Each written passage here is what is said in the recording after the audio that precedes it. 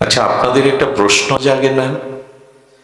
একটি সতীসাধ্যী রমণীর লজ্জা নিবারণের জন্য বস্ত্র অবতারে ভগবান তার লজ্জা নিবারণ করলেন, তো অন্য জগতের যত রমণী যখন তাদের এই অবস্থায় তারা ভগবানকে ডাকতে থাকে, তাদের লজ্জা নিবারণের জন্য ভগবান আসে না কেন?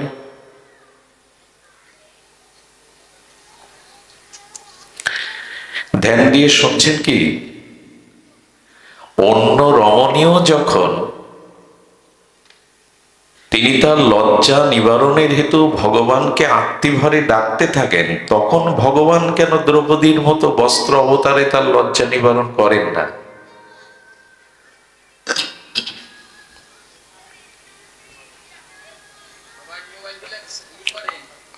শুরুতেই যদি এভাবে মোবাইল বাজতে থাকে, এই যন্ত্রণা হৃদয়ে খুব কষ্ট দেয়। এখানে অন্য যন্ত্র শব্দ যেন না হয়। ধ্যান দিন। দ্রৌপদী নদীতে স্নান করতে গেছে, গিয়ে দেখছেন এক ভগবানের অনুরাগী সাধক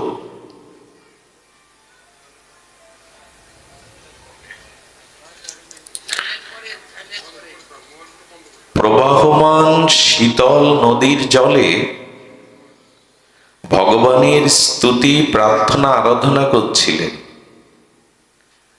তো সেই আরাধনায় নদীর স্রোতে তার অঙ্গের বসনটি ভেসে যায়।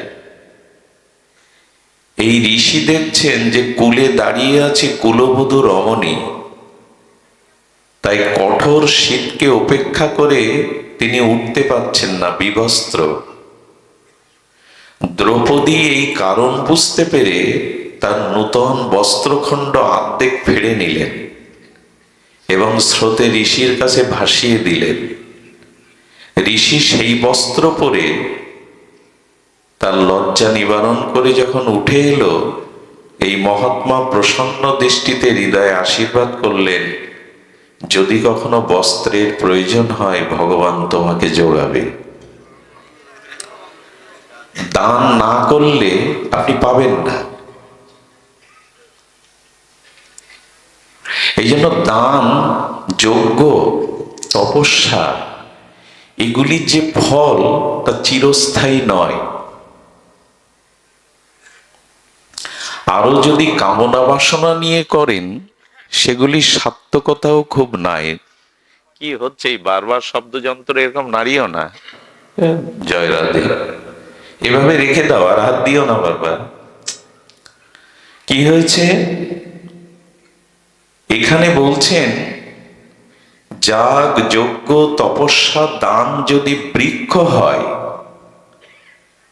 সেই বৃক্ষের সার হলো বৃক্ষের রসময়ী, তুষ্টিকারক, পুষ্টিকারক, ক্ষুধা নিবৃত্তিকারক রসালো ফল। একটি বৃক্ষ বা গাছের সার্থকতা কিসে? ফলে তো।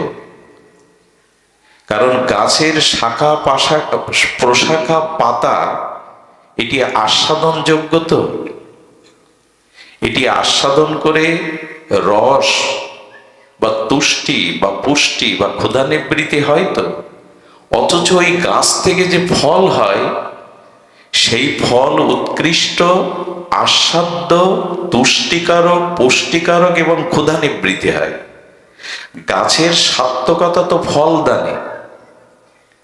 তেমনি যাগ, যজ্ঞ, কর্ম, তীর্থ, পর্যটন, এগুলি যদি বৃক্ষ হয়, এই বৃক্ষের ফল হলো সাধু সঙ্গরূপ ফল। সাধু সঙ্গই হলো ফল।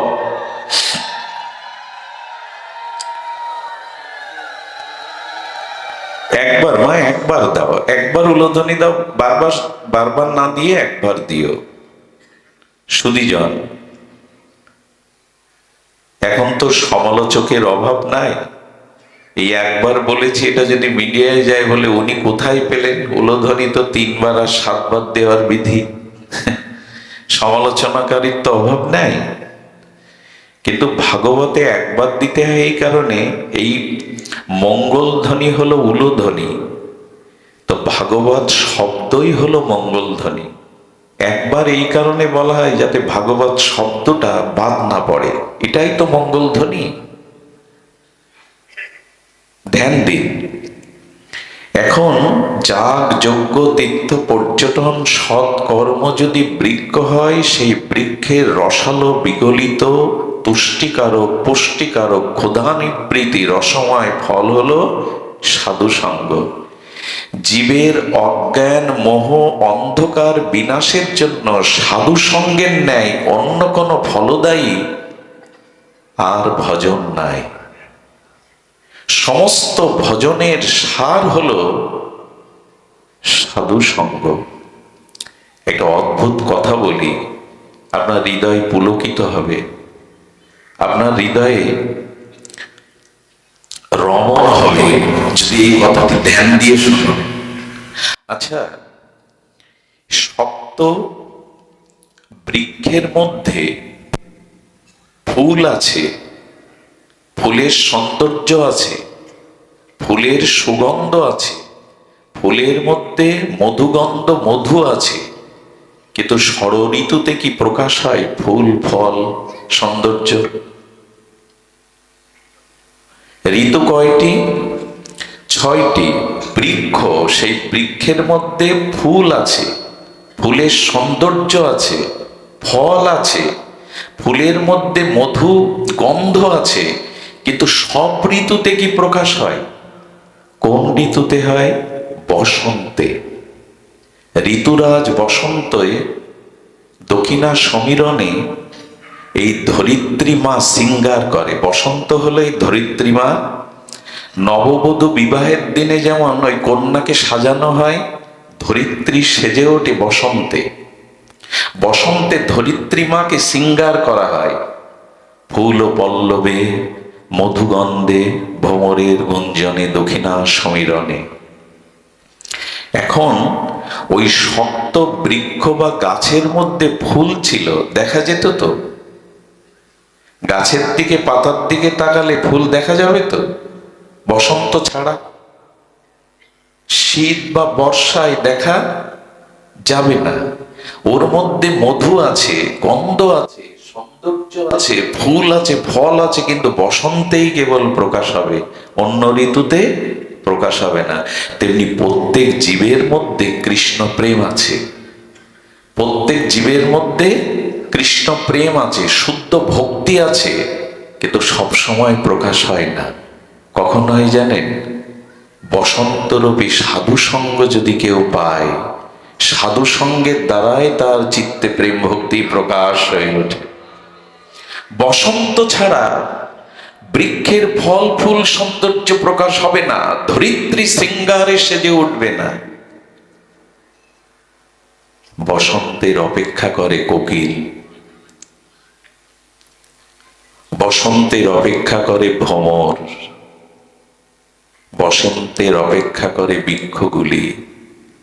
কবে ঋতুরাজ বসন্তের আগমনে দক্ষিণা সমীরণে ওই বৃক্ষের মধ্যেই ফুল ও সৌন্দর্য সুগন্ধ প্রকাশিত হবে।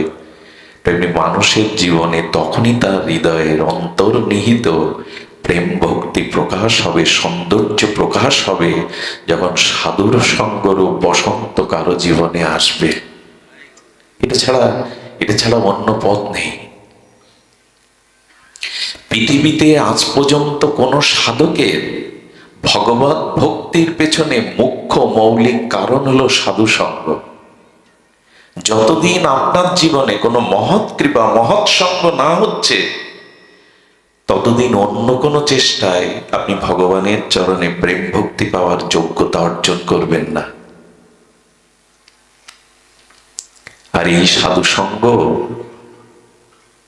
ভাগ্যদয়েন বহু জন্ম সমর্জিতেন। আহা, ভাগবত বললেন, দান ধ্যান পুণ্যকর্ম করলে ফল পেতে পারেন, কিন্তু বহু জন্মের সুকৃতি সৌভাগ্যকৃত পূর্ণ রাশি একত্রিত হলেই কেবল বহুভাগ্য শব্দ দিয়েছেন, অল্প ভাগ্য নয়। বহু জন্মের বহু সুকৃতিলব্ধ সৌভাগ্য একত্রিত হলে তখনই জীবের সাধু সঙ্গ করার উন্মুখতা আসে। এক জন্মের না, ভাগ্য দয়েন বহু জন্ম সমার্জিতেন। বহু জন্মের অর্জিত সৌভাগ্য একত্রিত হলে তবে। আরো একটা মজার কথা কি জানেন? মজা বলছি কেন জানেন? এগুলো আত্মাতে রমণ হয়, আনন্দ হয়। বহু জন্মের সুকৃতি একত্রিত হলেই যে আপনি সাধু সঙ্গ করতে পারবেন তা নয়। ওই বহু জন্মের সুকৃতি একত্রিত হওয়ার ফলে ভগবানের একটা কৃপা দৃষ্টি আপনার উপরে পড়বে, আর ওই কৃপাতেই কেবল আপনার হৃদয়ে প্রেরণা দিয়ে ভগবান আপনাকে সাধু সঙ্গ করিয়ে নেবেন। কোনো ব্যক্তি যদি এখানে ভেবে থাকেন আজ ছুটি আছে, অবসর আছে, শরীর সুস্থ আছে, তাই আমি সাধু সঙ্গে হরিকথা শুনতে এসেছি, ভুল। আপনাকে ভগবান কৃপা করে এখানে এনেছেন,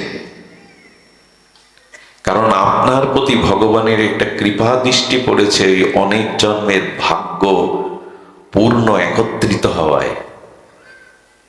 আপনি আসতে পারতেন না, কোনো বিঘ্ন ঘটতে পারত, আপনি আসতে পারতেন না। ভগবান রাম ও কৃপা বিনা সুলভ না সই। ভগবানের কৃপা ছাড়া সাধু সঙ্গ লাভ করা যায় না। সুধীজন, জীবনে চলার পথে একজন শুদ্ধ বিশুদ্ধ ভজনানন্দী ভগবানের প্রিয় সৎ সঙ্গের আশ্রয় নিন। এছাড়া কৃপা ভক্তি মনুষ্য জীবন সফলতার অন্য কোনো মাধ্যম নেই। তার কারণ কি জানেন? এখানে শুনুন, চলভ্যতে যদি কেউ সাধুসঙ্গ লাভ করে তার ফল কি? এই যে আপনারা এসেছেন, আমি সাধু না হলে এর মধ্যে অনেক সাধু আছেন, ভগবানের প্রিয় ভক্ত আছে, এতে আপনি কি পাবেন? আজ খুব ধ্যান দিতে হবে। সাধু সঙ্গে কি লাভ হয়? বলছেন অজ্ঞান মোহকৃত অন্ধকার বিনাশনা।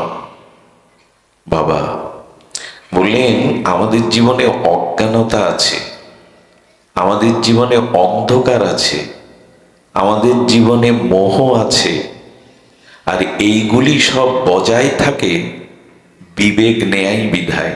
আমাদের বিবেক জাগ্রত নয়।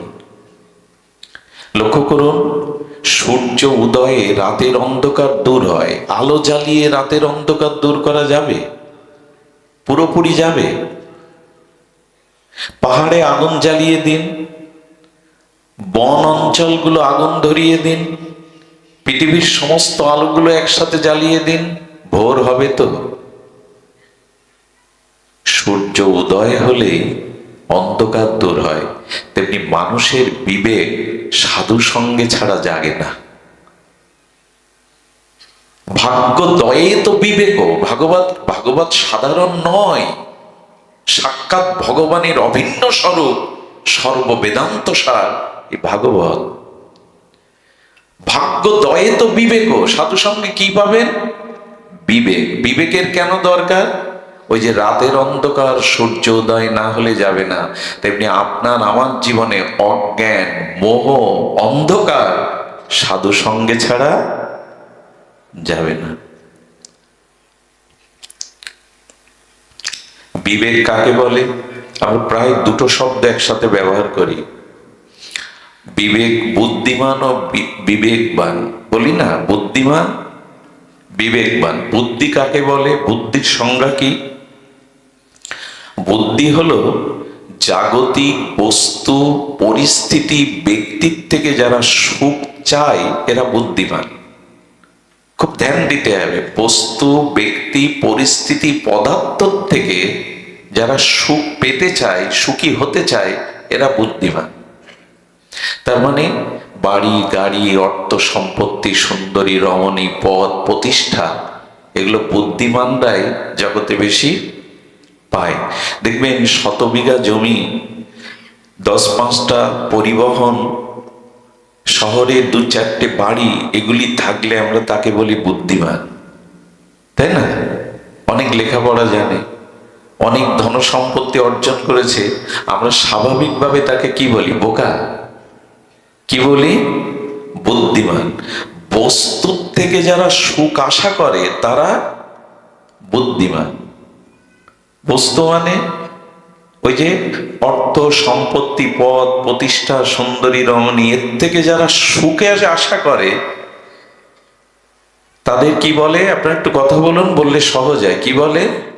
বুদ্ধিমান। আর বস্তু পদার্থ থেকে যারা শান্তি বা সুখের আশা না করে ভগবান আর ভগবানের ভজন থেকেই শান্তির আশা করে, এরা বিবেকবান। শব্দ দুটির দিকে ধ্যান দিন। বস্তু থেকে, বিষয় থেকে যারা সুখের আশা করে এরা কি? বুদ্ধিমান। আর বস্তু ধর্ম ব্যতীত ভগবান থেকে, ভজন থেকে যারা শান্তি বা সুখ আশা করে এরা বিবেকবান। আচ্ছা, বিবেক নাই, বুদ্ধি আছে, শান্তি জীবনেও পাবেন না। যদি পেতেন, বিল গেটসের নাম শুনেছেন তো? কয়েক বছর আগে পৃথিবীতে, বহু বছর ধরে সে পৃথিবীর শীর্ষ ধনী, 27 বছর পর ওনার সংসার ভেঙে গেল, স্ত্রী ডিভোর্স দিল।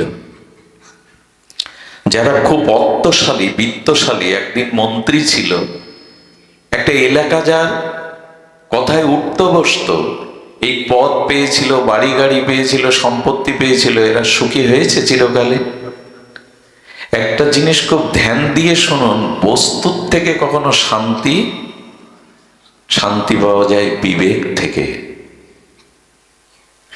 আচ্ছা, এখানে আপনার বাড়িতে আপনি নাই, সুখ দুগ্ধ ফেননিব শয্যায় নাই, এখানে কোনো আহার নাই, এখানে কোনো আত্মীয় স্বজনের সাথে আপনার বাক্যালাপ নাই, এইখানে এই পৌষের শীত উপেক্ষা করে মাটিতে বসেছেন, এখন যে শান্তিটা হৃদয়ে অনুভব করছেন, এটা স্ত্রী, পুত্র, ব্যবসা, টাকা পয়সা, খাওয়া দাওয়ার মধ্যে কি পেয়েছেন সারাদিন?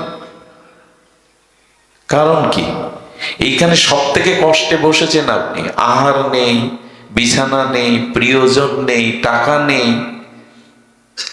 স্ত্রী পুত্র কাছে নেই, মাটিতে বসেছেন আপনি। তৃষ্ণা লাগলে জলও চাইতে পাচ্ছেন না কারো কাছে। শীতের দিনে মাটিতে বসে, এখন এখানে যে পরিবেশ, এই পরিবেশ অন্য কোথাও বাজার ঘাটে অফিসে পাওয়া যাবে? বাড়িতে? এর কারণ কি? বস্তু থেকে মানুষের সুখ আসে না, প্রকৃত শান্তি আসে না, আসে বিবেক থেকে।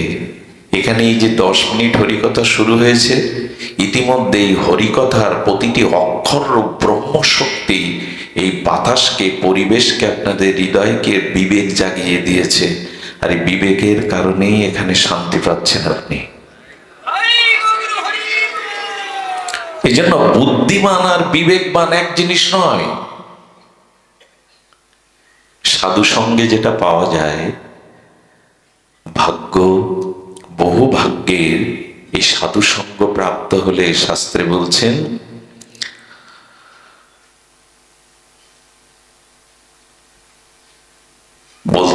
বিবেক প্রাপ্ত হওয়া যায়, বিবেকশীল হওয়া যায়। আজ এই বিবেকের বড় অভাব। ছোটবেলায় কয়েকবার যাত্রা দেখতে গিয়েছি। যাত্রায় দেখবেন মানুষকে বোঝানোর জন্য খুব প্যাথেটিক্স একটা সিনে বিবেক গেয়ে উঠত। আচ্ছা না, বিবেক শুনেছেন না?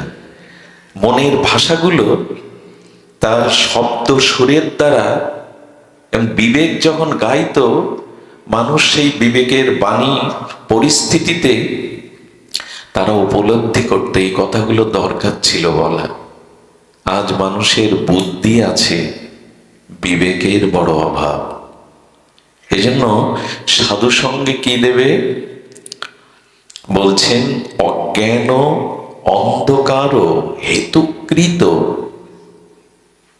অজ্ঞান মোহকৃত অন্ধকার বিনাশনা। এই বিবেক যদি জেগে যায়, অজ্ঞানত সূর্য উঠলে রাতের আধার দূর হয়, তখনই বিবেক জাগরিত হলে আপনার ভিতরে মোহ কাকে বলে? মার্মিক কথা। মোহ কাকে বলে জানেন?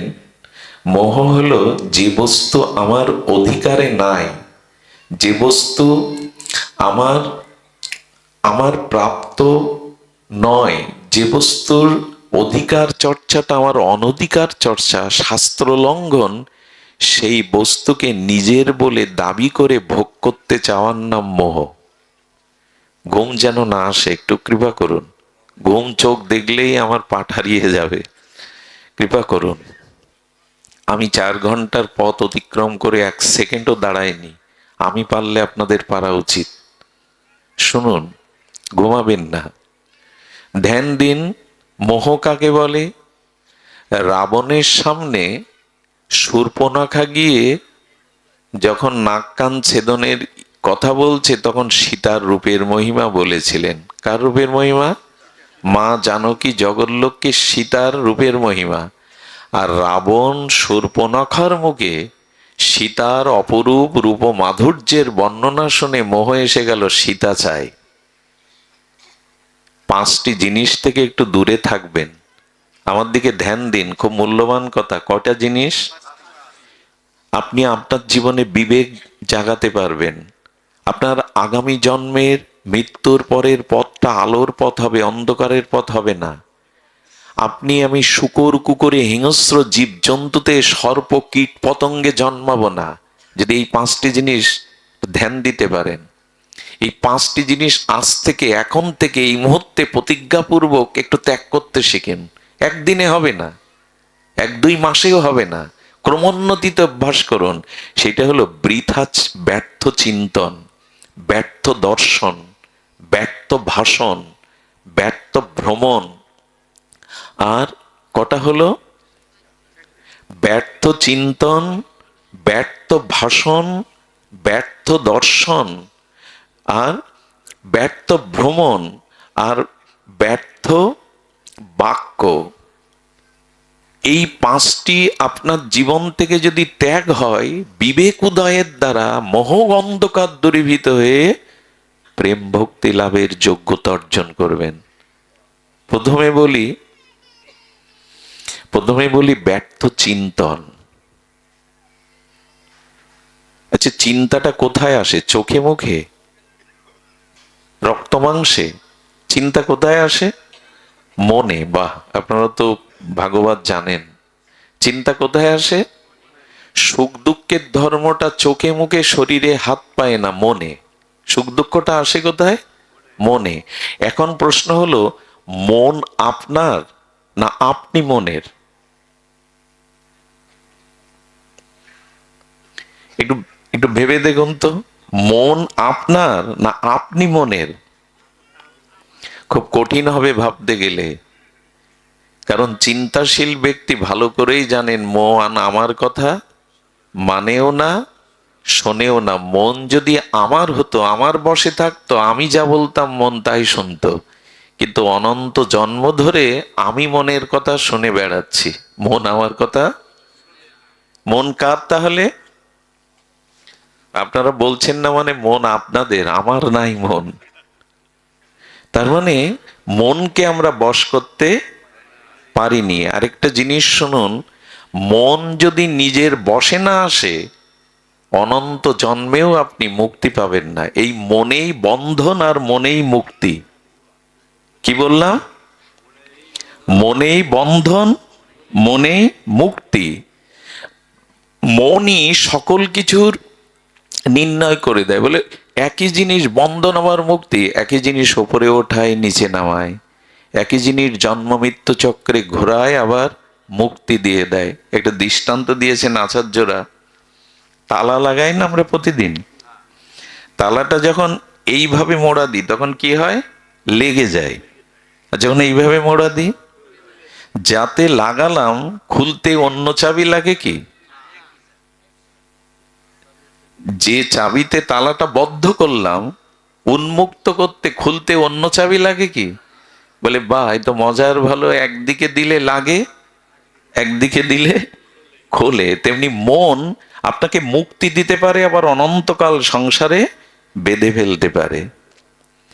এই মন যতদিন আপনার না হচ্ছে, আপনি মনের হয়ে চলবেন, মুক্তি নেই, কল্যাণ নেই। এই সব সাধন ভজনের মূলে ওই একটাই বস্তু, বন্ধমুত্তৈব ইতি মনঃ। বন্ধন এবং মুক্তির কারণ মন। এই সম্পর্কে আমরা খুব বেশি খবর রাখি না। এখন এই ব্যর্থ চিন্তন আমাদের মনে হয়। ব্যর্থ চিন্তা কি? যে চিন্তা করে কোনো সার পাওয়া যাবে না। সারা জীবন, সারা দিন মান কি চিন্তা করি আমরা? ব্যর্থ চিন্তায় দিন কাটে আমাদের। এই জন্য এই আসলে লক্ষ্য করবেন, চিতার আগুন মৃতকে গ্রাস করে নেয়, আগুন লাশটাকে। আর ব্যর্থ চিন্তা মানুষের সমস্ত সুকৃতি সৌভাগ্যকে গিলে খায় রাক্ষসের মতো। সমুদ্রে বা নদীতে পড়ে গেলে হাঙর কুমির যেমন চিবিয়ে চিবিয়ে খায়, রাত দিন আমাদের এই ব্যর্থ চিন্তা, ব্যর্থ চিন্তা মানে সৎ বা ভগবত চিন্তা ব্যতীত এ জগতে যত ভোগ বাসনার চিন্তা, অহংকার কামনা বাসনার চিন্তা, এই সবগুলো ব্যর্থ চিন্তা। এই ব্যর্থ চিন্তার জায়গায় যেদিন ভগবত নাম রূপ লীলা চিন্তাটা রাখতে পারবেন, সেই দিন আপনি মুক্তির দুয়ারে যাত্রী হবেন, প্রকৃতি ভক্তির দুয়ারে যাত্রী হবেন। ব্যর্থ চিন্তা আপনাকে হাঙর কুমিরের মতো এই সংসারে কুরে কুরে খাচ্ছে। সুধীজন, এই ব্যর্থ চিন্তা এটি দূর করতে বলা হয়েছে। দ্বিতীয় হলো ব্যর্থ ভাষণ। ব্যর্থ ভাষণ কি জানেন? এখন বাজারে যান, ওইখানে এই যে চায়ের দোকানে সিডি ফিট করা আছে, এক একজন 3-4 কাপ চা খেয়ে ফেলে। বিড়ির ধোঁয়াগুলো যারা ওর মধ্যে থাকে, তার এটো ধোঁয়াগুলো সব গায়ে গিয়ে পড়ে। ওইখানে গল্পগুলো কি হয়? চায়ের দোকানে, টলের দোকানে, রাস্তার মোড়ে।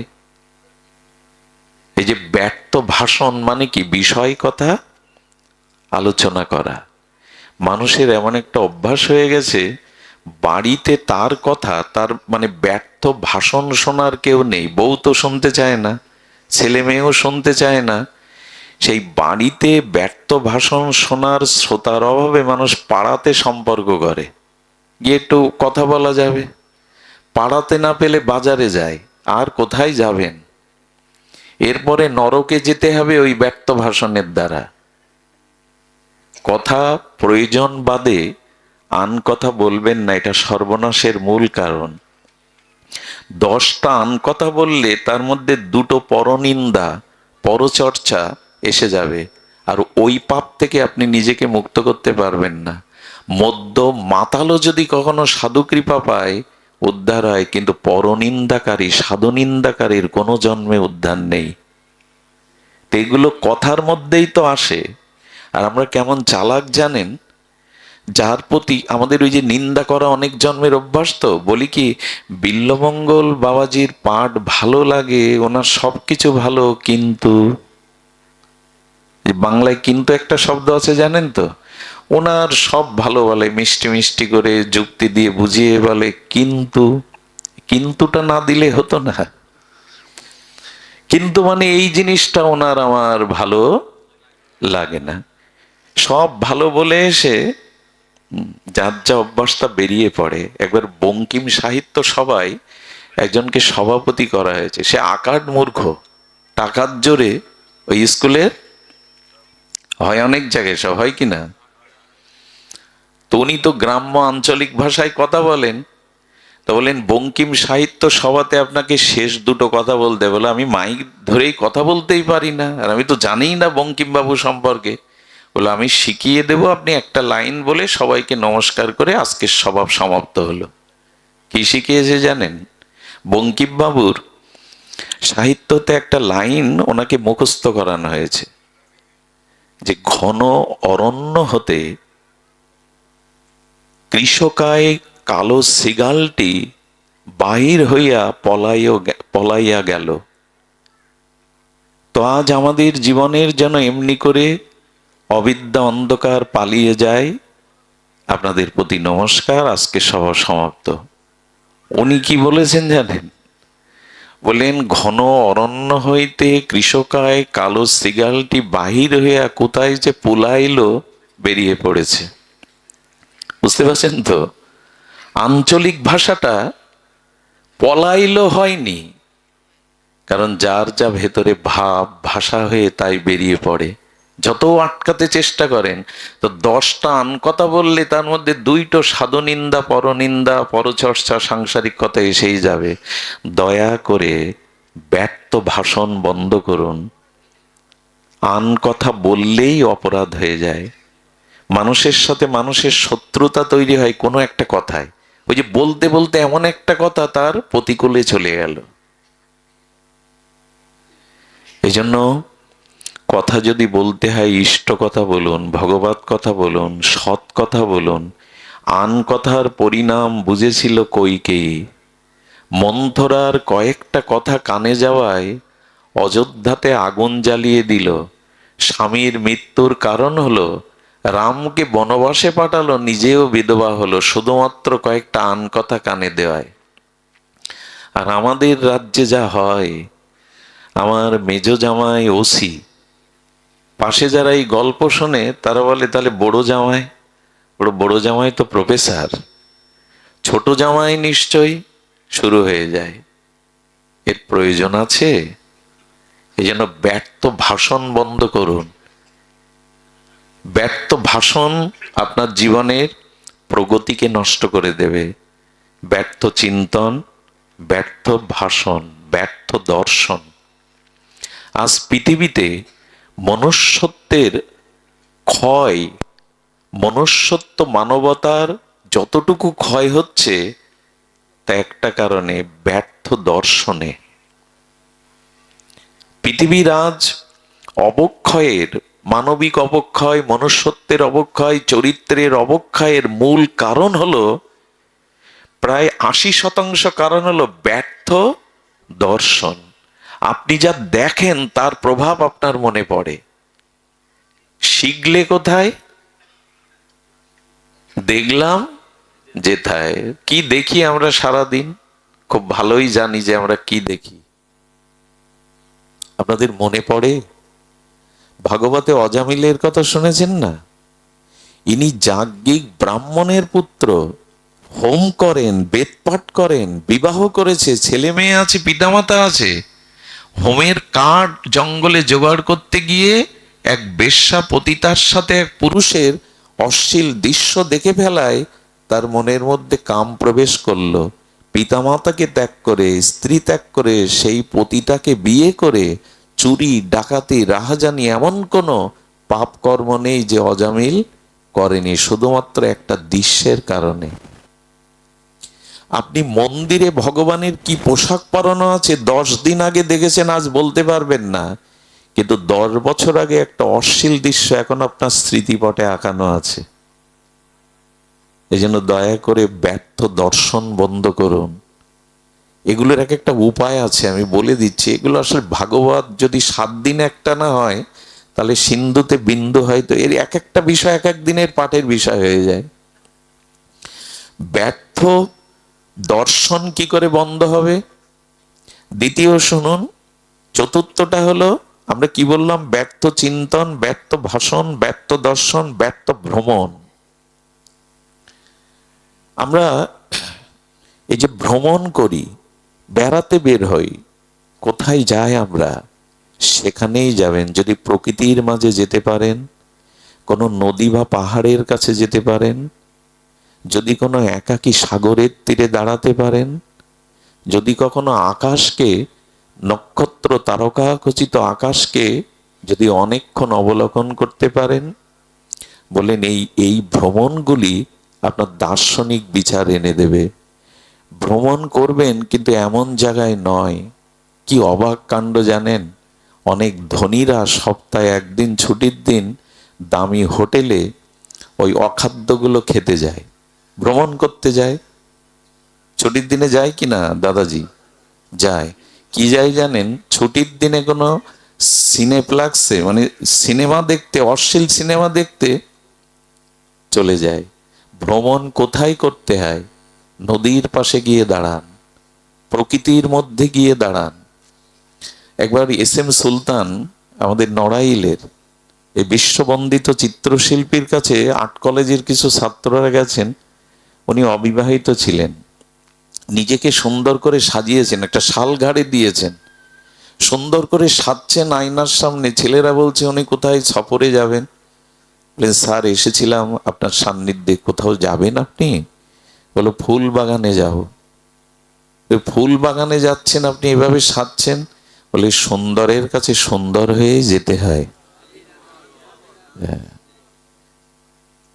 আজকাল এই যে বৃথা ভ্রমণ, যে স্থানে সিনেমায় গেলে, হোটেলে গেলাম, ভ্রমণ করতে বেরোলাম, পার্কে গেলাম, সেখানে ছেলে মেয়েকে নিয়ে দেখবার মতো পরিবেশ নেই। আজকের অনেক পার্কের যে অবস্থাগুলো হয়েছে, কোথায় ভ্রমণ করতে হয়, যে দৃশ্য দর্শন করলে, যেখানে ভ্রমণ করলে আপনার চিত্ত সাত্ত্বিক বৃত্তি জেগে ওঠে, এই ভ্রমণ করুন। আর একটা কি বাকি আছে? ব্যর্থ ভাষণ, ব্যর্থ চিন্তন, ব্যর্থ দর্শন, ব্যর্থ ভ্রমণ, আর কি যেন? হ্যাঁ, তো এই কটি নিরসন করার জন্য আবার উপায় আছে। লোহা দিয়ে লোহা কাটতে হয়। ব্যর্থ চিন্তন দূর করতে হয় ভগবানের নাম রূপ লীলা চিন্তা দিয়ে। যখনই ব্যর্থ চিন্তা আসবে, দুধগুলো উদলে উঠতে থাকলে মায়েরা কি করে? কয়েক ফোঁটা। যখন ওই ব্যর্থ চিন্তাগুলো আসছে, তখন ভগবানের নাম রূপ লীলা এগুলি মনকে দিন। ব্যর্থ চিন্তা দূর হয়ে যাবে। ব্যর্থ ভাষণ দূর করবার জন্য কি করবেন? ভগবানের নাম সংকীর্তন করবেন, জিহ্বা নাড়িয়ে নাড়িয়ে, তাহলে অন্য কথার স্তিমিত হয়ে যাবে। ব্যর্থ দর্শন বন্ধ হবে কি করে? শ্রীবিগ্রহ, ভগবানের সেবিত শ্রীবিগ্রহ এবং শুদ্ধ ভক্তকে দর্শন করুন, তাহলে ব্যর্থ দর্শন দূর হবে।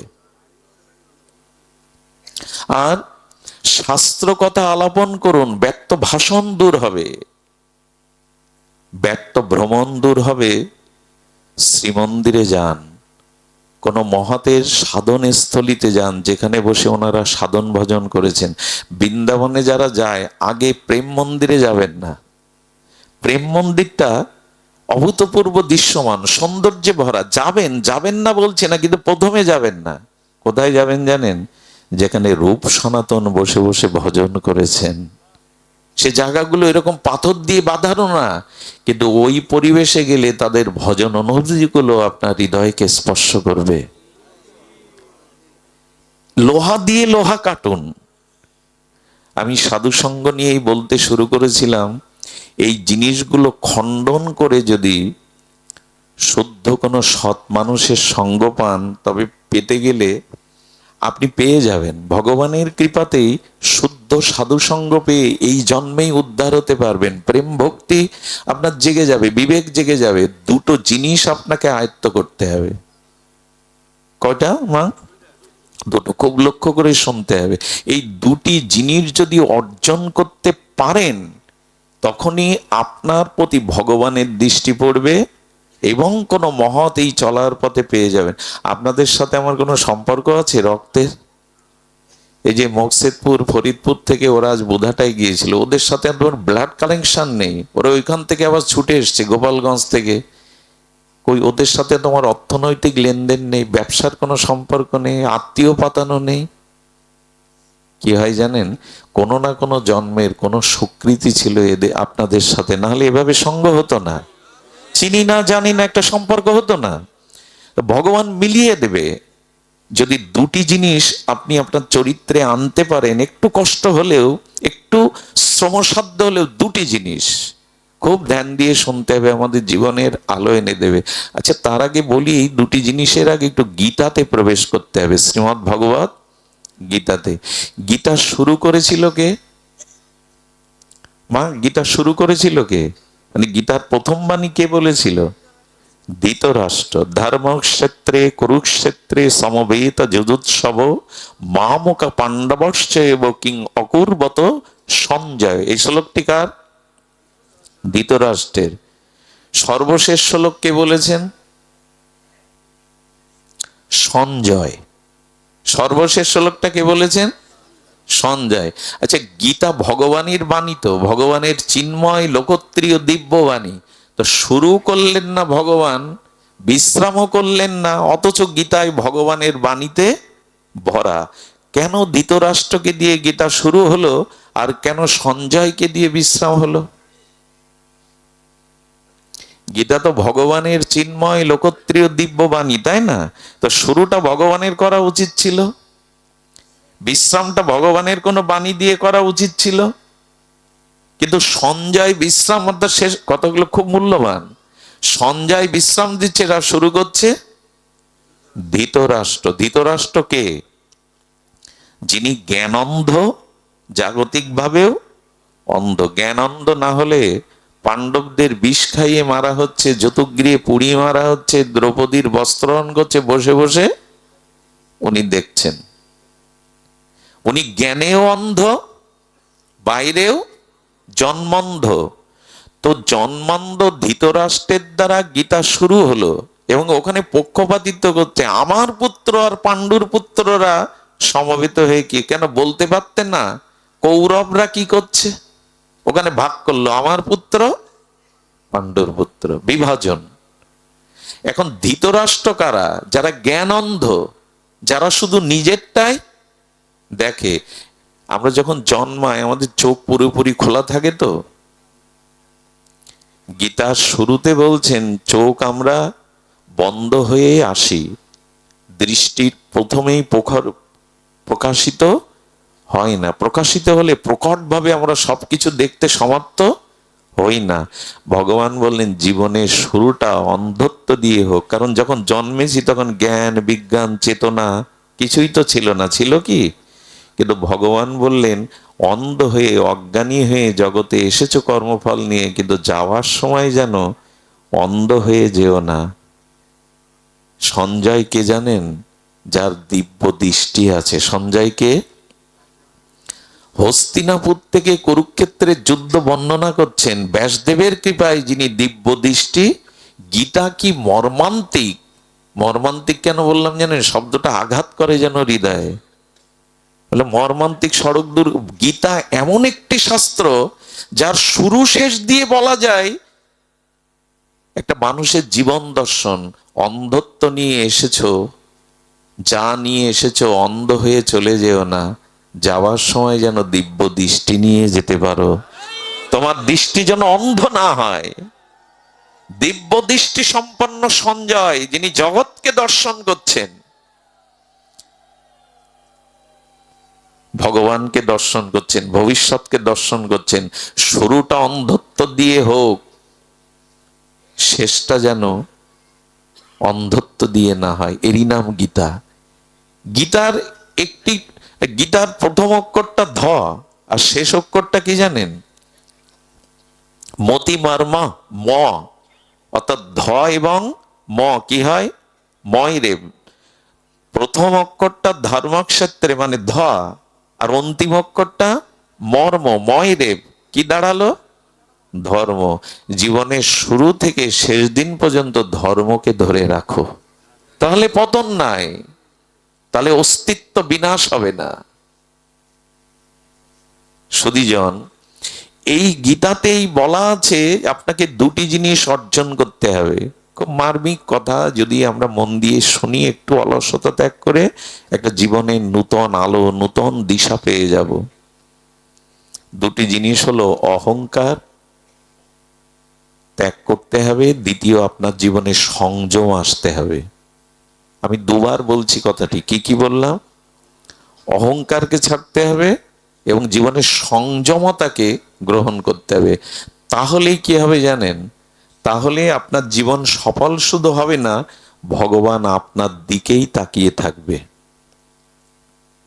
গোপীরা বলেছেন অক্ষ ফলাং তাহাদিশ দর্শনহি।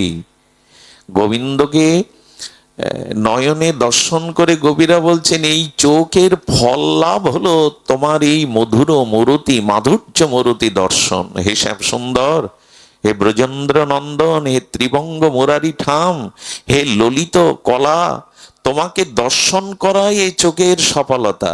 আমাদের চোখ সফল কবে হবে? যবে ভক্ত এবং ভগবানকে দর্শন করতে পারবো। কিন্তু চোখ ভগবানকে দেখলে চোখের ফল লাভ হলো, জীবন সফল হবে না। ভগবান দর্শন করলেই চোখের একটা সার্থকতা হবে, কিন্তু জীবন সফল। জীবন সফল যদি হতো ভগবানকে দেখে, দুর্যোধনের হতো। দেখেছি না কৃষ্ণকে, ভগবানকে। আপনার আমার জীবন সফল হবে কবে?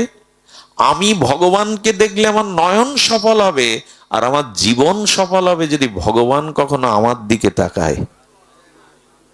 আচ্ছা, আমি ভগবানকে দেখি যেভাবে, ভগবান আমাকে ওইভাবে দেখে তো, মানে দৃষ্টি দিয়ে?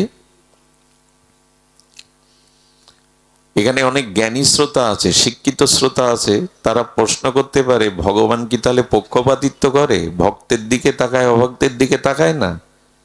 এমন নয়। সূর্যের আলো কাউকে অপেক্ষাও করে না, সবাইকে সমভাবে দেয়। ভগবান সবার দিকে দৃষ্টি দিয়েছে, কিন্তু বিশেষ এখানে কোনো সন্তানের, মানে সন্তান হারিয়ে গেছে কোনো স্নেহময়ী মায়ের, এখানে হাজার লোক আছে, অন্য মুখগুলো পরিচিত হলেও কার মুখটা খুঁজবে এই ভিড়ে? সন্তানের মুখটাই তো। তো সন্তানকে দেখার অন্য মুখগুলো দেখা মায়ের কাছে এক হবে কি? একটু কথা বলুন। তেমনি ভগবান আপনার দিকে দৃষ্টি কবে দেবে? দৃষ্টি সবার প্রতি আছে। ওই যে ভিড়ের মধ্যে মা যেমন সন্তানের দিকে দৃষ্টি দিচ্ছে, ভগবান সবার প্রতি দৃষ্টি দেয়, কিন্তু বিশেষ দৃষ্টি কার উপরে দেয়? দুটি গুণ আপনার জীবনে যখন আসবে, একটা হলো অহংকার ত্যাগ, আর একটা হলো সংযম। অহংকার খোড়া, অহংকার খোড়া। ও অন্যকে ছাড়া নিজেকে প্রকাশ করতে, যাদের হাত পা নাই, প্রতিবন্ধী, তারা অন্যকে নিয়ে ছাড়া চলতে পারে কি? লাঠি, যষ্টি বা অন্যকে অবলম্বন করে। অহংকার চিরকাল খোড়া। অহংকার অন্যকে আশ্রয় করে নিজেকে প্রকাশ করে। যেমন আমি যদি বলি, আপনি অহংকারের সংজ্ঞা বা অহংকারকে প্রকাশ দেখান, পারবেন না। অহংকার খোড়া, নিজ শক্তিতে সে প্রকাশ হতে পারে না। অহংকার অন্যকে দিয়ে প্রকাশ হয়। যেমন আমার খুব রূপ আছে, ও রূপকে দিয়ে প্রকাশ হয়। আমি খুব পণ্ডিত, পাণ্ডিত্যকেই অবলম্বন করে অহংকার প্রকাশ হয়। আমি খুব ধনী, ওই ধনের অভিমানকে সাকার করে অহংকার একা একা দাঁড়াতে পারে না। অহংকার অন্যকে অবলম্বন করেই আমি ধনী, আমি পণ্ডিত, আমি জ্ঞানী, আমি বক্তা, আমি অমুক। সুধীবৃন্দ, কোনো কিছুই আপনার নয় তো আপনি অহংকার করবেন কি নিয়ে? এই জগতে রূপ বলি, ধন বলি, বিদ্যা বলি, এগুলি কার? আমার সৃষ্টি? সৃষ্টি নয়। আমার নয় তো তাকে নিয়ে আমি অহংকার কি করে করব? কোন বস্তুই আমার নয়। ভুলে যায় মাঝে মাঝে, এই রূপ, এই যৌবন চিরদিন থাকবে না। চিরদিন কাহারও সমান নাহি যায়, আজকে যে রাজা ধীরাজ, কাল সে ভিক্ষা চায়। তো অহংকার অন্যকে অবলম্বন করে নিজেকে প্রকাশ করে। খবরদার, আমি ধনী, আমি পণ্ডিত, আমি মানি, এই অভিমান যদি আসে তো ভগবান কোটি জন্মেও আপনার দিকে ওই দৃষ্টিতে, করুণার দৃষ্টিতে তাকাবে না। এই জন্য অভিমানী দুর্যোধনের কৃষ্ণ নাম ও গোবিন্দ শোনেনি, কানে আঙুল দিয়েছিল, কৃষ্ণায় নম, বাসুদেবায় নম বলে ফুল ছড়াচ্ছে, যাতে কৃষ্ণকে নিজের দলে আনা যায়। ওই নাম শুনে গোবিন্দ কানে আঙুল দিলেন। দুর্যোধনের রাজ সিংহাসন থেকে বললেন, ওতে অহংকারের কাটা বিছানো আছে, ওতে আমি বসবো না। দুর্যোধনের 56 ব্যঞ্জন খাদ্যে বললেন, আমার ক্ষুধা নেই। ওই ভগবান বিদুরের তালপাতা দিয়ে ছাওয়া বাড়িতে থাকলেন, কলার খোসা খেলেন, ওইখানেই তাদের কাছে তিনি নিশি যাপন করলেন। কারণ কি? অহংকারের দিকে ভগবানের দৃষ্টি যায় না। হ্যাসাক লাইট আগেকার দিনে ছিল না, এখন তো বৈদ্যুতিক বিপ্লব ঘটে গেছে। পুরানো দিনে হ্যাসাগ্লাইট এই বিবাহ যোগ্য অনুষ্ঠানগুলো সারা হতো। হ্যাসাগ্লাইটের যে মেন্টালটা কি দিয়ে তৈরি করা হতো? সুতো। ওই সুতোটাই তেল দিয়ে প্রথমে আগুন দিয়ে জ্বালিয়ে পুড়ে ছাই না করলে ওর থেকে জ্যোতি, ওই সুতো যত পুড়ে ছাই হবে ওর থেকে তত জ্যোতি বেরোবে। আপনার অহংকার যখন জ্ঞানের দ্বারা, ভক্তির দ্বারা, দৈন্যের দ্বারা পুড়ে ছাই হবে, তখনই আপনার দিকে ভগবানের দৃষ্টি যাবে, প্রেমের দৃষ্টি, জ্যোতি বেরোবে। আর সব শেষ হয়ে গেল। আমার এই যজ্ঞ কে দিচ্ছে? আজকের এই যজ্ঞের খরচ কে দিচ্ছে? তার নামটা 10 বার বলো, তার নামটা পেপারে তুলে দাও। 10টা কম্বল শীতে দান করবে, ফটোগ্রাফারকে আগে ডেকে আনে, দাও প্রথম পৃষ্ঠায় ছবি তুলে দাও। এই হলো বর্তমান দুর্দশা। 10টা কম্বল দান করলেও ঢেড়ি পিটিয়ে আগে আঞ্চলিক পত্রিকায় নিজের ছবি তুলে দাও। কে করতে বলেছে আপনার এই দান? সুধীজন, কাউকে এক মুঠো দিলে, কারো শীতের বস্ত্র দিলে জানাবেন না। এটি দান বলে না, এটি অহংকার প্রকাশ করা বলে। সুধীজন,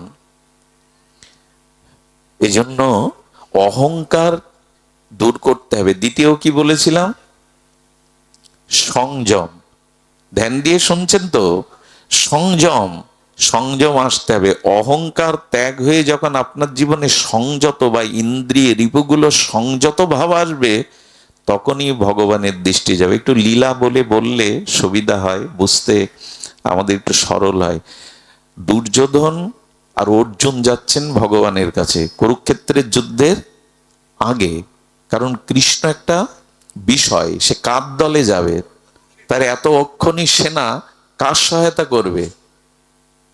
দুর্যোধন আগে চলেছেন, পেছনে অর্জুন। এই দেখুন দৃষ্টি কার দিকে যায়? ভগবান অন্তর্যামী দুইজনের আগমন বার্তা পেয়ে একটু কপট ঘুমিয়েছিলেন। কি ঘুমিয়েছিলেন? মানে নকল করে। উনি খাটে, আচ্ছা মানুষ যখন গায়ে বস্ত্র বা শীতের বস্ত্র টানে তখন পায়ের দিক দিয়ে টানে না মাথার দিক দিয়ে? ধীরে ধীরে পায়ের দিক দিয়ে। আর যখন ওঠে তখন মাথার দিক দিয়ে ফেলে দেয়, পায়ের দিক দিয়ে টেনে নেয়।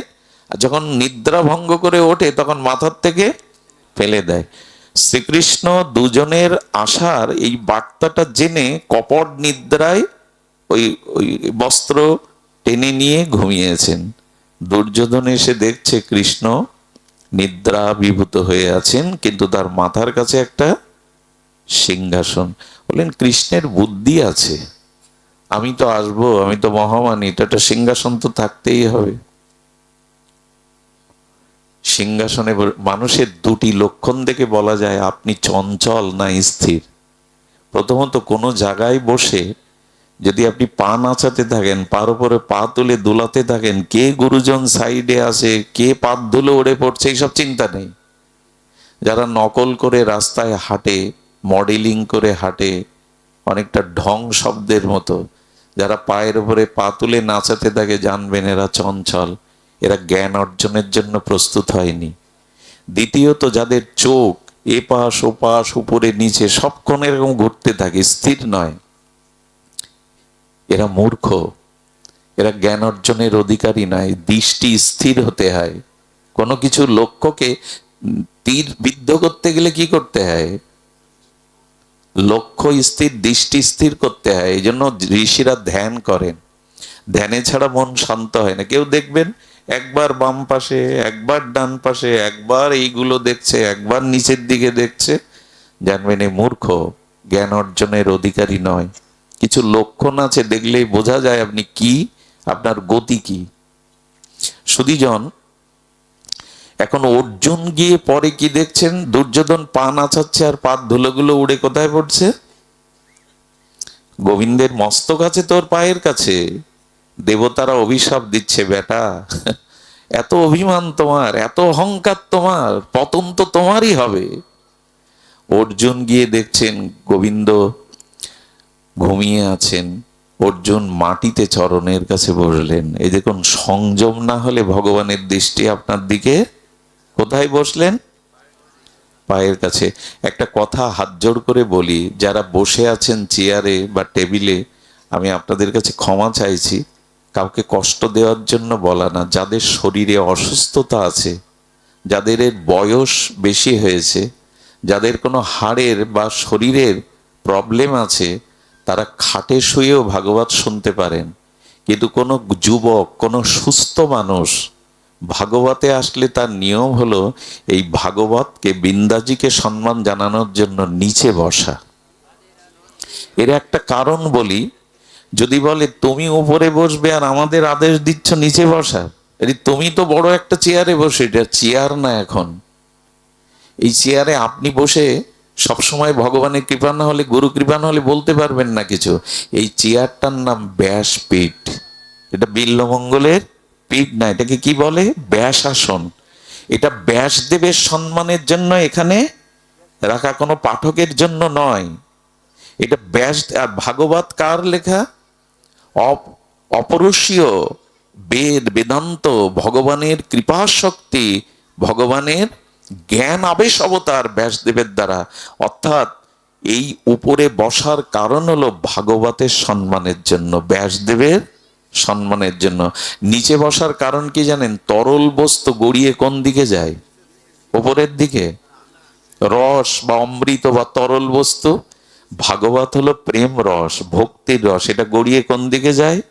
এই জন্য যারা নিচে বসে তারাই কৃপা পায়। যে দান করে তার হাতটা থাকে উপরে, আর যে গ্রহণ করে নিচে। এই জন্য সুস্থ শরীরে যদি কেউ থাকে, উচিত হলো, আপনারা এখন নামবেন না কেউ, দয়া করে বসুন, কিন্তু উচিত হলো প্রথমে তো বসা।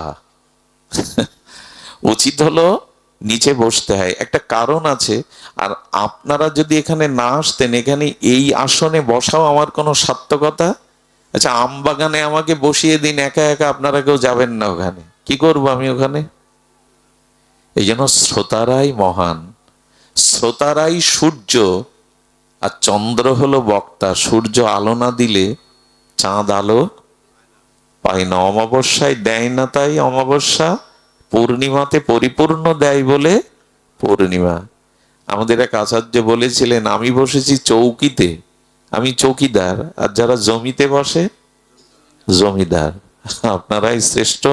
যেন নিচে বসে গ্রহণ করতে হয় ভাগবত। আপনাদের মনে পড়ে ব্যাসদেব ভাগবত বলছেন আর নিচে কারা শুনছেন? মনে পড়ে? ভাগবতটা একটু ভালো করে জানুন। যে ধর্মের দীক্ষিত হন, যে সম্প্রদায়ের হন, ভাগবতটা একটু ভালো করে জানুন। আরে ব্যাসদেব ভাগবত বলছেন, নিচে বসে শুনছে ব্যাসদেব, পরাশর, মৃত্যুঞ্জয়ী মহাপুরুষগণ, ব্যাস, বশিষ্ঠ, পরাশর, তারা নিচে বসে শুনছে এই 16 বছরের বালকের কথা। এই জন্য দেখবেন আর্মিদের যখন দরবার হল হয়, ওইখানে তাদের বাম দিকেও, তারা সাপ যদি দংশন করে ওরা বামে তাকাতে পারবে না। এই জন্য ভাগবতে বসার, ভাগবত আসন গ্রহণ করার। অর্জুন গিয়ে কোথায় বসলো? চরণের কাছে। আর দুর্যোধন মনে মনে ভাবছে কখন ঘুম থেকে উঠবে, কতক্ষণ আমাকে বসতে হবে। আর অর্জুন কি ভাবছে জানেন? যদি তার রাঙা চরণটা একটু সেবা করতে পারতাম, আরেকটু সুখে তিনি ঘুমাতে পারতেন। এই দেখুন, মাটিতে বসে চরণের দিকে তাকিয়ে তার সুখের চিন্তা করছে। সংযম না হলে অর্জুন কি যেন তেন? একই সত্য, সত্য দুই হয় না, একই সত্য অর্জুন রূপে আর কৃষ্ণ রূপে প্রকাশ হয়েছে।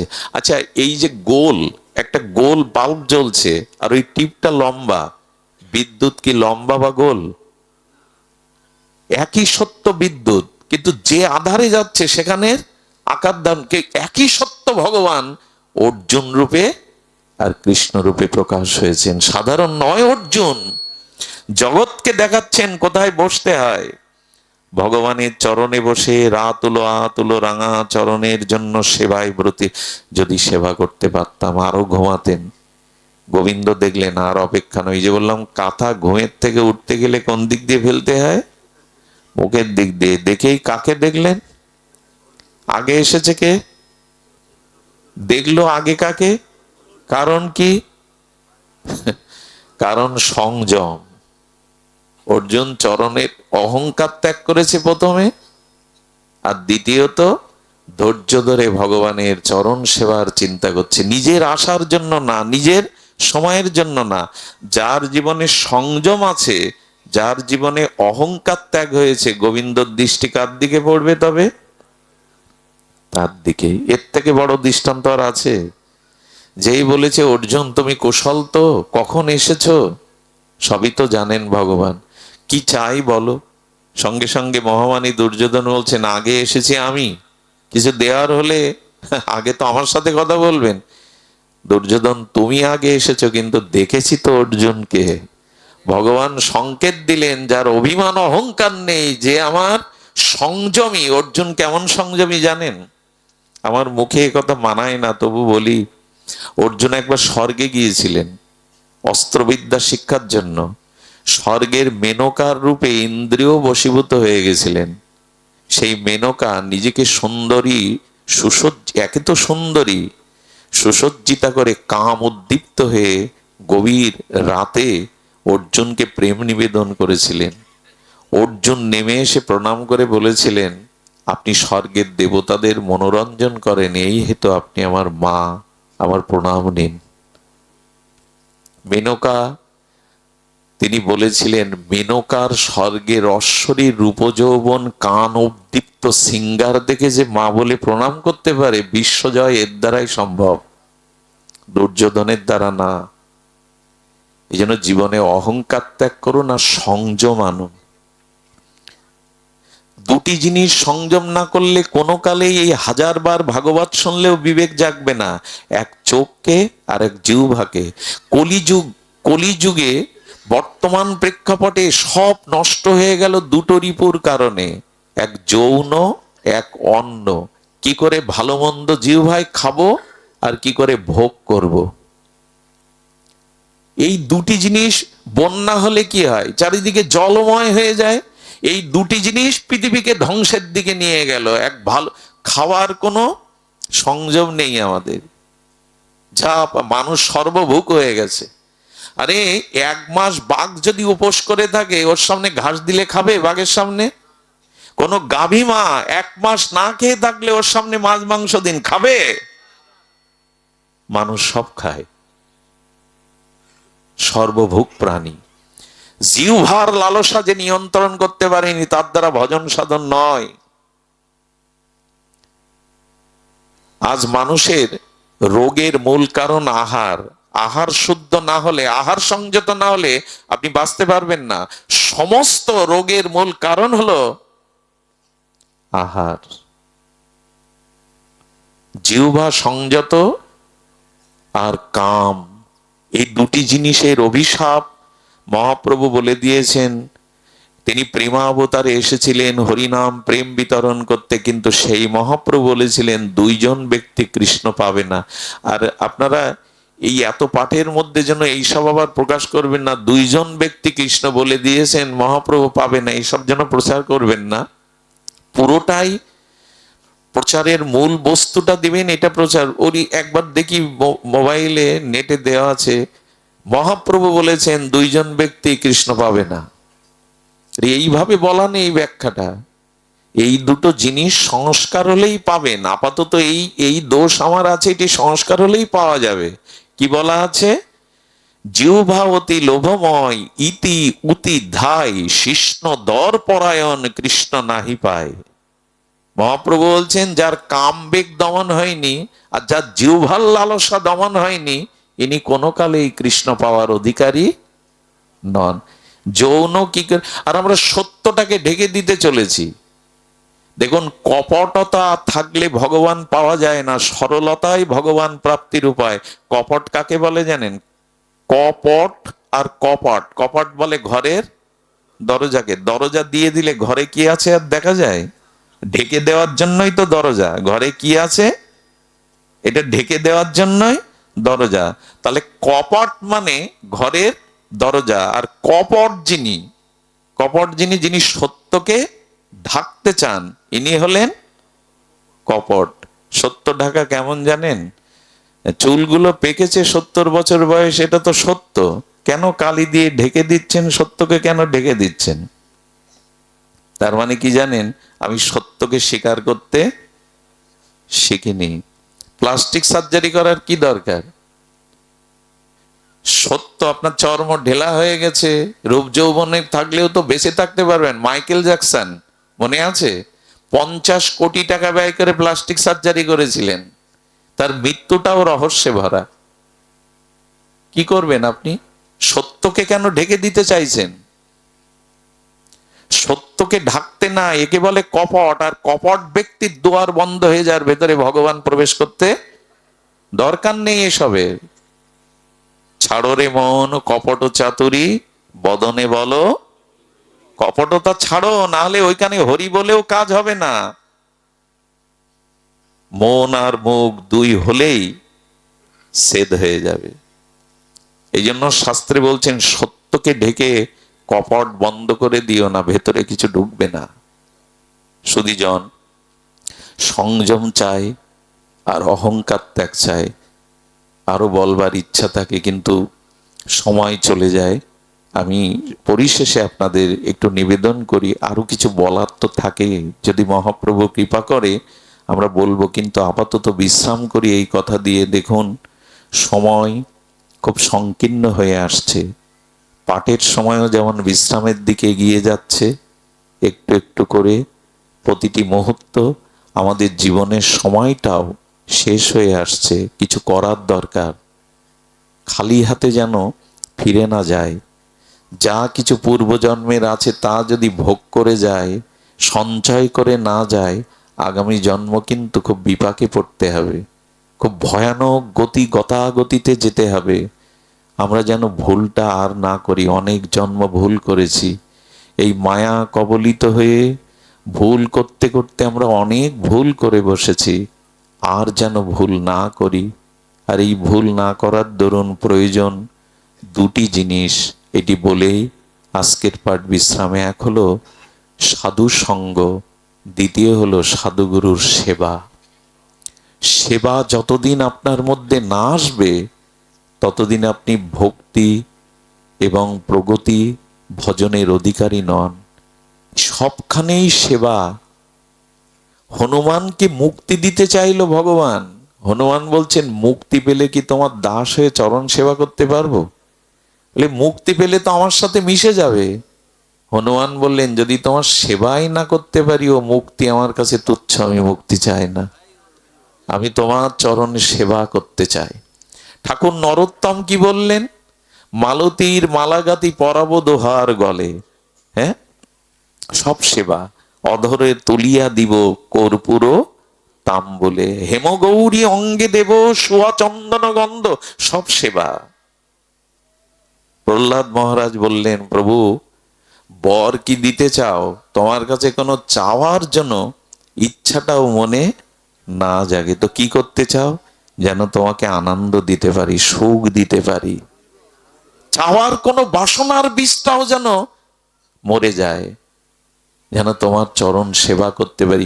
এই সেবা যতদিন নেওয়ার ইচ্ছা থাকবে এগোতে পারবেন না। সাধুগুরু বৈষ্ণব বা সেবার মাধ্যমে যজ্ঞ মানে কি? এই যে আপনারা যজ্ঞ করছেন, এই যজ্ঞের মানে সেবা। যজ্ঞর অর্থই হলো, শব্দের অর্থই হলো, কিন্তু কত দুঃখ পায় জানেন? 3 দিন নাম যজ্ঞ। 100 কিলোমিটার দূর থেকে এক বৃদ্ধা বা এক বৃদ্ধ বসে সারা রাত এখানে নাম শুনেছে, কারো চেনা জানা নেই তো। আপনি মেয়ে জামাই মেসো মাসি নিয়ে বাড়িতে খাচ্ছেন দাচ্ছেন ঘুরছেন, একটু করে নাম শুনতে আসেন, 11টা বাজলে চলে যান। ওই যে দূরের মানুষটা সারা রাত বসে এখানে নাম শুনলে, একবার মনে হয়েছে ইনাকে বাড়ি নিয়ে স্নানের তেল দিয়ে স্নান করিয়ে দুমুঠো প্রসাদ দেই? যজ্ঞ মানে মেয়ে জামাই মেসো মাসি এদের এনে ঘরে পুরে এই কদিন আনন্দ করা। অনেক মা আছেন এখানে, অনেক ভক্তরাও আসেন এখানে, বাদামের খোলা কাগজপাতি। মাদের বলতে হবে কেন? ভোরবেলা যেমন আমি নাই ঝাড় দিই, যজ্ঞের এই দিনগুলোতে সে কাগজগুলো বাদামের খোলাগুলো ভোরবেলা পরিষ্কার করে দিয়ে যায়, যাতে ভক্তরা নির্বিঘ্নে বসতে পারে। কমিটির মানুষ মানে ওই অনুসন্ধান অফিসে চেয়ারে বসে থাকবে, যে ধুলোগুলো জমে গেছে ধুলোগুলো পরিষ্কার করে নতুন কিছু বসবার ব্যবস্থা করা। সেবা মানেই যজ্ঞ। সেবা না হলে কোনো কালেই আনুগত্য আসবে না। আজকে শুধু যজ্ঞ করো, কিন্তু সেবা কোথায়? 11টা বাজলে খিচুড়ি খেয়ে কমিটির লোক বাড়ি গিয়ে ঘুমায়। তোমাদের টাকা দিয়ে এনেছি দল, তোমরা এখানে বসে নাম বিলাও, এক রাত্রি জেগে অথচ কুঞ্জ ঘরে নিতাই গৌর নিত্যানন্দ অদ্বৈত গদাধর শিবার মহাপ্রভুকে জাগাচ্ছি, রাধা মাধব তুমি জাগো বসে বসে, আমরা ঘুমাই। এই হলো যজ্ঞ। বাড়িতে হরিনাম নেই, কাসর ঘন্টা বাজিয়ে শতকরা কটা হিন্দুর বাড়িতে এই ভগবানের সেবা হয়। এই জন্য সেবা করুন। সেবা মানে ভগবানকে আনন্দ দেওয়া, ভক্তকে আনন্দ দেওয়া। এই সেবা যদি না হয় সবই ব্যর্থ। সেবা ভগবান নিজে করেছিলেন। মনে পড়ে রাজস্ব যজ্ঞে যুধিষ্ঠির মহারাজকে গোবিন্দ যজ্ঞেশ্বর ভগবান বলেছিলেন, যুধিষ্ঠির এই রাজস্ব যজ্ঞে আমাকে একটা সেবার দায়িত্ব দাও। স্বয়ং যজ্ঞেশ্বর ভগবান বলছেন। বলে প্রভু সমস্ত কর্ম, সমস্ত দায়িত্ব অর্পণ করা হয়ে গেছে, আর কোনো দায়িত্ব নাই। কৃষ্ণ হাত জোর করে বললেন, যুধিষ্ঠির মহারাজ দুটো দায়িত্ব এখনো কাউকে দেননি, ওই দুটো দায়িত্ব কৃপা করে আমাকে দিন। একটা হলো ভক্তদের পা ধোয়ার দায়িত্বটা আমায় দিন। এখানে 50 বছর আগে যজ্ঞে দেখবেন যারা আসতো ভক্তরা, তাদের চরণ জল করার একটা বিধান ছিল। এখন আর এগুলো সব ফ্যাশন হয়ে গেছে। এখন আর দেবদারুও নাই, এখন সব কি যেন প্লাস্টিক দিয়ে দিয়ে এখনো দেবদারুও নাই, আমের পল্লবও নাই। কিন্তু ওই দেখবেন যারা কীর্তন করে, অধিবাস করেন, আমেরও পল্লব সারি সারি, ওখানে লেখা আছে কি আমেরও পল্লব, ওই একটা পাতা ঝুলিয়ে দেয়, কিন্তু সব হয়ে গেছে রং বেরঙের। যজ্ঞের মঞ্চ কি দিয়ে করতে হয়? সব মানে আধুনিক হতে হতে, প্রযুক্তি হতে হতে সব শেষ করতে বসেছি আমরা। এখন পাথর দিয়ে ঢেকে দিতে পারলেই বাঁচি। মনে পড়ে রামকৃষ্ণদেব পরমহংসদেব যে গৃহে জন্মেছিলেন, সেই গৃহটা এখনো সেইভাবেই রাখা আছে। সেখানে এখনো নাড়ার চাল আর মাটির দেয়াল আছে। কেন জানেন? রামকৃষ্ণ মিশন ওটা সোনা দিয়ে বাঁধিয়ে দিতে পারে। ওইটা রেখেছে কেন? ইতিহাস ঐতিহ্যকে ঢাকতে নেই। সব পাথর দিয়ে ঢেকে দিতে পারলে আর ধুলো নেবেন কোথায়? আমরা সব কিছু এখন ওই সাজগোজ করতে শুরু করেছি। এই যে আপনারা লক্ষ্য করুন, এই যে এখানে ভগবানের ছবিগুলো দেয়া আছে না, এই যে দেখুন প্যান্ডেলের পাশে ভগবানের ছবি দেওয়া থাকে, আমাদের পায়ের ধুলোগুলো, নিয়েরগুলো কার গায়ে গিয়ে পড়ে? আধুনিক হতে হতে আর বাহ্যিক সৌন্দর্যকে প্রকাশ করতে করতে কি করছি আদৌ জানি না আমরা। কতবার নিষেধ করেছি এই যজ্ঞের লিফলেটে ভগবানের ছবি দেবেন না। এটা ব্যবসায়ীরা 20টা 100টা টাকা দিয়ে চালে গুজে রাখে। কখনো কখনো রাস্তার ধুলাতে আমাদের কুড়িয়ে নিতে হয় এগুলো। কোনোদিন অন্য ধর্মের মানুষ এই দিয়ে চানাচুর মুড়ি বেচবে। ভগবান আর তার বিগ্রহ এক। ভগবান নাম, ভগবানের বিগ্রহ, অঙ্কিত পট, ভগবানের সাদৃশ্য অভিন্ন। এতে সূচিগুলো দিন, মাঙ্গলিক চিহ্নগুলো দিন, কদলী বৃক্ষ, মঙ্গল কলস দিন, কিন্তু এই ছবিগুলো দিয়ে করি কি? যত্ন নেই। আমার সন্তানের ছবিটা, আমার বাবা মার ছবিটা যদি রাস্তার ড্রেনে পড়ে থাকে, সহ্য করতে পারবেন আপনি? বুকে তুলে নেবেন। কে শোনে কার কথা? এখন বাহ্যিক বিজ্ঞাপন করতে পারলেই। এই জন্য অনুরোধ করি, সেবা ভাবনা নিয়ে কিছু করুন। সেবা, ভগবান বলছেন ভক্তদের চরণ জল করার দায়িত্ব আমার। যুধিষ্ঠির মাথা নত করে বলছেন, যজ্ঞেশ্বর এ যাদব আপনি কি বলছেন? বলে হ্যাঁ, আর একটা দায়িত্ব আছে, ভক্তদের উচ্ছিষ্ট পাতাগুলো পরিষ্কার করার দায়িত্ব আমায় দিন। কে বলছেন? যজ্ঞেশ্বর ভগবান নিজে। যজ্ঞ মানে সেবা। সেবা কেমন জানেন? সুদামা বিপ্র গিয়েছিল দ্বারকায়, গোবিন্দ দুয়ার থেকে সুদামাকে হাত ধরে বুকে করে টেনে আনলো। গোবিন্দ সিংহাসনে বসিয়ে স্বর্ণ থালাতে সুদামার পায়ের চরণ জল নিজে করল।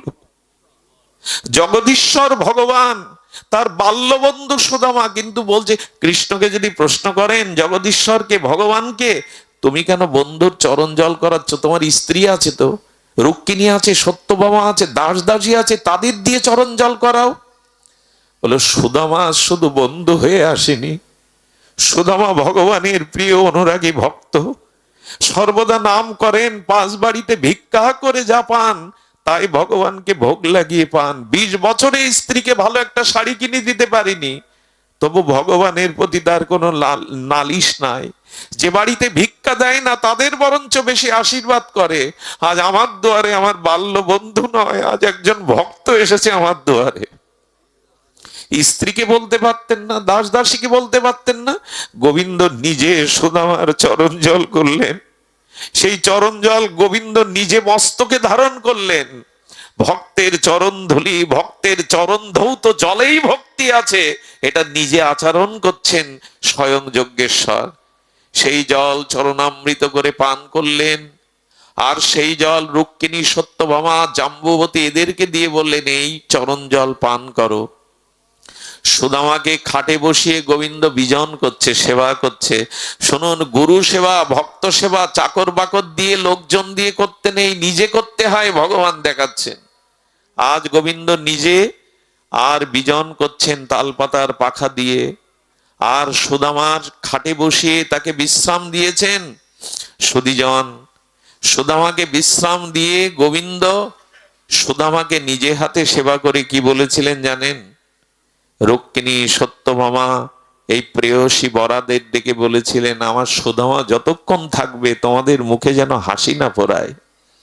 আমাদের দুর্দশা কি জানেন? বাড়িতে কোনো বৈষ্ণব এলে হয়তো স্বামীর সহ্য হয় না, নাহলে স্ত্রী ভালো চোখে দেখে না, কাজ করতে হবে, সেবা করতে হবে।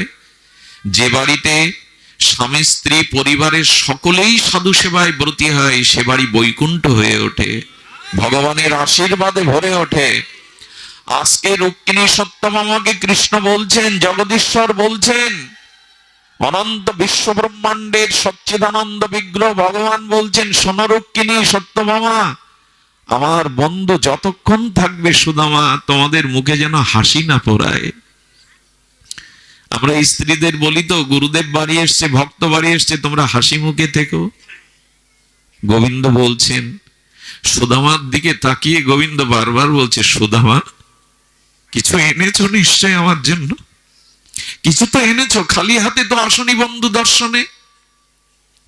সুদামা কয়েক মুষ্টি চিড়ে ব্রাহ্মণ পল্লী থেকে ভিক্ষা করে তার স্ত্রী দিয়েছিল, খালি হাতে যেতে নেই। সাধু দর্শনে, রাজ দর্শনে, বন্ধু দর্শনে খালি হাতে যেতে নেই। ওই চিড়ের পুডলিটা, শুকনো চিড়েটা কি করে গোবিন্দকে দেবে, তাই গাছতলায় বসে কেঁদেছিলেন, আর কয়েক ফোঁটা চোখের জল ওই চিড়ের উপরে পড়েছিল। নোনা জল তো, ভাবছেন এটা গোবিন্দকে কি করে দে। এই রাজপুরীতে থাকেন তিনি, দ্বারকাধীশ ভগবান। ওই চিড়ের পুডলিটা বারবার পেছনে নেওয়ার চেষ্টা করছে, আর গোবিন্দর দৃষ্টি আর কোনো দিকে না। দেখুন, ভক্তের ভক্তির দিকেই, সেবার দিকেই ভগবানের দৃষ্টি যায়। সুদামা কি লুকাচ্ছ তুমি? আরে ওটা লুকিও না, নিশ্চয়ই বউঠান আমার জন্য কিছু পাঠিয়েছে। ওইটা টেনে নিয়ে এক মুষ্টি যখন গালে দিলেন, কৃষ্ণের চোখে প্রেমাশ্রু। সুদামা, চিড়েতে কি মেশানো বলতে পারো? এখানে 56 ভোগ পায়, রাজভোগ পায়, কিন্তু এত মধুর আস্বাদন তো পাই না। সুদামা, এতে কি দেওয়া? সুদামা বললেন, তোমাকে কি শুকনো চিড়ে চিপিটক দেওয়া যায়? তাই চোখের জল পড়েছিল দুফোঁটা হতে। ভগবানের লক্ষ্য দ্রব্যের দিকে না, ভাবের দিকে। এখানে আপনাদের কলার খোসা দিলে কেউ খাবেন না, কিন্তু গোবিন্দ বিদুরানীর হাতে কলার খোসা পেয়েছিলেন। বিদুরের ক্ষীরননী বলেছিল, বিদুর আমি কলার খোসাতে যে স্বাদ পেয়েছি তোমার ননী মাখনে তা পাইনি, কারণ ওর মধ্যে ভাব ছিল, ওর মধ্যে ভাব ছিল। ভাবগ্রাহী জনার্দন, আপনার বস্তু না, ভগবান ভাবের দিকে দেখান। ওই চিড়ে পেয়ে বলেছিল, শোনো সুদামা, আসছে কলিযুগে, আমি রাধা রানীর ভাবকান্তি নিয়ে যখন গৌর হয়ে যাব, তখন এই চিড়ে প্রসাদই হবে আমার, প্রসাদ না মহাপ্রসাদ। আচ্ছা, মালসায় ভোগ লাগাবে কেন? মালসায় কাউকে দেওয়া যায়? আরে একটা সোনার থালা না থাক, রূপোর থালা না থাক, পিতলের থালা, স্টিলের থালা, মাটির মালসায় মহাপ্রভুর ভোগ হবে, তাও মহাপ্রসাদ। এই কারণে কেউ যেন মনে না করে আমি কাঙাল, আমার দ্রব্য নেই, আমার স্বর্ণ থাল নেই। মহাপ্রভু এই জন্য বললেন, চিড়েতে যদি এক মুষ্টি গুড় দিয়ে চোখের জলে কেউ আমাকে দেয়, আমি কলিযুগে এটা মহাপ্রসাদ রূপে পাবো। সেই দিন, পরের দিন সুদামাকে বিদায় দিচ্ছে গোবিন্দ। এই দেখুন, যখন বিদায় দিচ্ছে তখন সুদামা হেঁটে যাচ্ছে, পেছনে গোবিন্দ যাচ্ছেন, চোখ ছলো ছলো। ভক্ত শ্রেষ্ঠ, এই জ্ঞানী শ্রেষ্ঠ বৃহস্পতির শিষ্য উদ্ধব এসে বলছেন, বাসুদেব, ভগবান আপনার বন্ধু খালি পায়ে এসেছিল, তাকে একটা পাদুকা দিতে পারলেন না? এই তপ্ত রৌদ্রে খালি পায়ে এসেছিল, খালি পায়ে একটা পাদুকা দিতে পারতেন না? আচ্ছা, আপনি একটা রথে করেও তো তাকে পৌঁছে দিতে পারতেন, খালি পায়ে হেঁটে যাবে। যে কথা কৃষ্ণ ভগবান বলেছিল তা বিস্ময়কর। আজকের বিশ্রাম কথা এটি। কৃষ্ণ বলেছিল, উদ্ধব, আমি সারা রাত ভেবেছিলাম আমার বন্ধুর পায়ে ভালো একটা পাদুকা পরিয়ে দেব, আমি আমার রথে করে সুদামাকে পৌঁছে দেব, কিন্তু আমি দেইনি, ইচ্ছা করে দেইনি। উদ্ধব বলছে, কেন দাওনি বাসুদেব? দেইনি কেন জানো? আমি ভাগবতে বলেছি, আমার ভক্তের চরণ ধুলি যেখানে পড়ে না সেটা সে মাটি পবিত্র হয় না।